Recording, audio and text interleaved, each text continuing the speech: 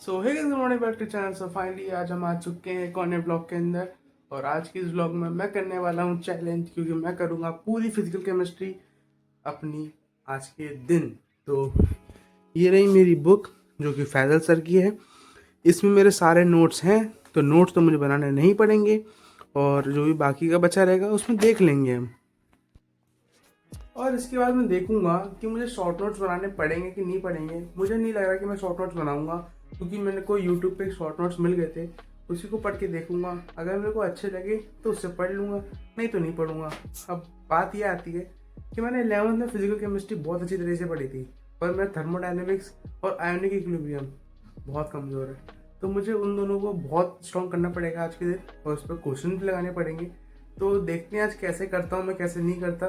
तो जुड़े रहिए, आज मैं करूँगा पूरा, मतलब मोस्ट प्रोबेबली सारा काम आज कर पूरा के ख़त्म करूँगा, क्योंकि जेई भी बहुत पास आ रहा है और बोर्ड्स में मेरे प्रैक्टिकल्स भी आ रहे हैं। तो अगर आपको बोर्ड्स के प्रैक्टिकल का ही ब्लॉग चाहिए तो बता देना, मैं स्कूल में मोबाइल लेके जाऊँगा और आपको दिखाऊँगा सारी चीज़ कि मेरे प्रैक्टिकल में क्या क्या हुआ था। आपको एक्सपीरियंस भी मिलेगा कि आपके प्रैक्टिकल आने ही वाले होंगे। और जो मेरे नोट्स हैं, मेरे नोट्स में सब कुछ है। जैसे कि अभी इसमें थर्मोडायनेमिक्स खुल रखा है, तो इसमें मेरे सारे क्वेश्चंस हैं। मैं इसी क्वेश्चंस को रिपीट कर लूँगा और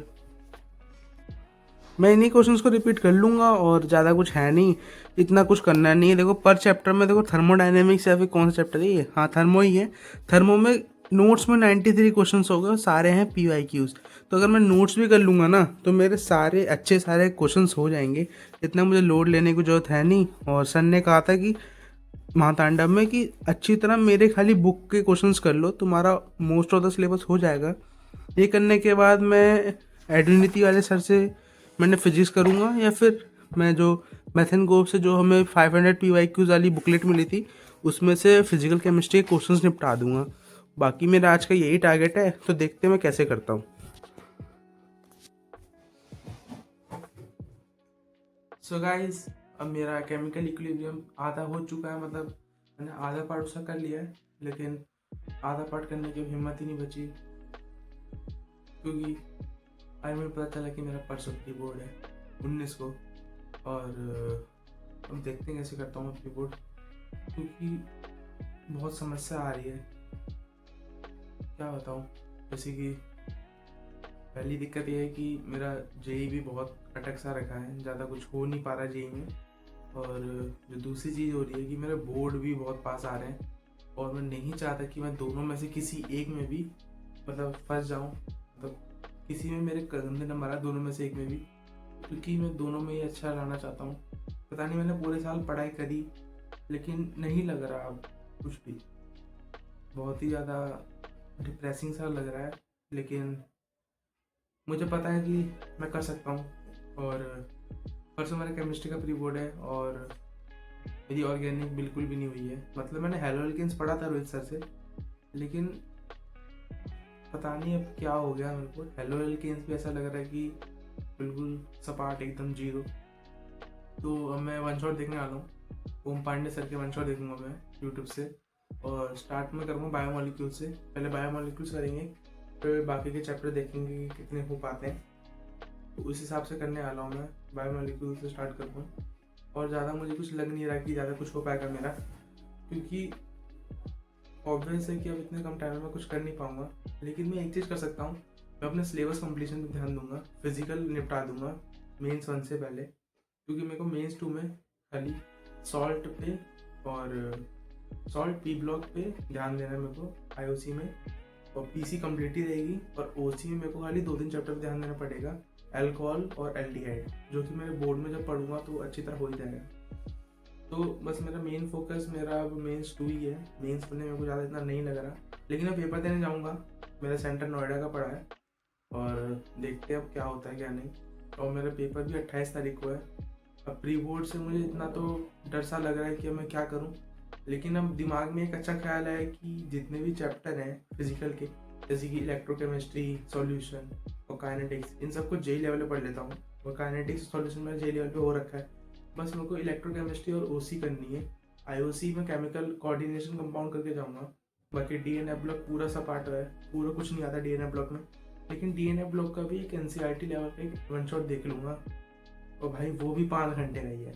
अब मैं क्या करूँ, मैं बिल्कुल ही फंस चुका हूँ। और जैसे कि मैं बहुत ही ज़्यादा परेशान हूँ इस चीज़ को लेके, और बहुत से लोग कहेंगे कि तू इतना परेशान है, तू वीडियो क्यों बना रहा है। मैं वीडियो इसलिए बना रहा हूँ ताकि मैं अपनी लाइफ डॉक्यूमेंट्री की तरह एक कर पाऊँ, जैसे कि आगे जाके अगर मैं कभी कुछ बन गया तो मैं इन सब चीज़ों को देख के, मतलब कभी भी अगर मैं डिमोटिवेट हुआ तो इन सब चीज़ों को देख के मैं अपने आप को इंस्पायर कर सकूँ कि उस टाइम पे मैं इस चीज़ को लेकर परेशान था, और आज उस टाइम मतलब फ्यूचर में कुछ अलग ही होएगा। दिक्कत परेशानी तो कभी ख़त्म नहीं होती, हर समय पे एक अलग अलग दिक्कतें आती रहती हैं। तो इसलिए मैं अपनी लाइफ को डॉक्यूमेंट कर रहा हूँ इन छोटे छोटे ब्लॉग्स के थ्रू। और जेई बहुत एक स्पेशल जर्नी है जेई की, क्योंकि मैं इस जेई की जर्नी को एंजॉय करना चाहता हूँ, तो इसलिए मैं बनाता हूँ ये सब ब्लॉग। तो मेरा कुछ ज़्यादा अच्छा प्लान नहीं है। फर्स्ट ऑफ ऑल मैं फिजिकल केमिस्ट्री करने वाला हूँ, फिजिकल केमिस्ट्री इलेक्ट्रोकेमिस्ट्री करूँगा। उसके बाद आईओसी पे कोऑर्डिनेशन कंपाउंड का रिवीजन लेक्चर देख लूँगा 2 घंटे का। महातांडव अब नहीं देखने वाला मैं आईओसी का, क्योंकि मैंने 2-3 वीडियो देखी थी व्लॉगर्स की, वो बोल रहे थे कि महातांडव में बहुत बोरिंग सा पढ़ा है, और मतलब थ्योरी कराई, क्वेश्चन प्रैक्टिस नहीं कराई। और क्वेश्चन प्रैक्टिस भी बहुत इंपॉर्टेंट है, क्योंकि उससे हमें मतलब आने वाले क्वेश्चंस का एक आइडिया लग जाता है। तो वो भी एक चीज़ इंपॉर्टेंट उसमें नहीं हो पाई, तो मैं महातांडव में भी नहीं करने वाला। मैं वन शॉट देखूंगा, वन शॉट से करूँगा, थोड़ा थोड़ा बैच से कवर करूँगा। और जो मेरे थर्ड प्री बोर्ड है, मेरे तीसरे, मतलब मेरे स्कूल वाले गजब कर रहे हैं, 3 प्री बोर्ड कर दिए और फेयरवेल भी कैंसिल कर दिया। एक्चुअली क्या हुआ, मेरी 75% अटेंडेंस भी नहीं थी, तो मैं पता नहीं कहाँ कहाँ से गवर्नमेंट मेडिकल लीव बनवा के लाया था ओपीडी से, तो तब जाके मैंने लगाई थी। तो अब तब जाके मेरा सेलेक्ट हुआ था वो 75% अटेंडेंस वाला। तो यही कुछ समस्या चल रही है। तो चलो अब हम इलेक्ट्रोकेमिस्ट्री करते हैं, फिर आपसे मिलते हैं। सो गाइस, अभी कुछ हेलो एल्केन्स का ये लेक्चर देख रहा हूँ। ये वाली मैम बहुत बढ़िया पढ़ाती हैं, मतलब मेरी बात मानो, इन्हीं से पढ़ो। अगर आपको बोर्ड्स का पढ़ना है तो इन्हीं से पढ़ लो। और मैं अभी इनका लेक्चर देख रहा हूँ। ये लेक्चर कुछ 3 घंटा 40 मिनट का है, और 1.5x पे देख रहा हूँ तो जल्दी हो जाएगा। और एनसीईआरटी भी साथ लेके बैठा हूँ।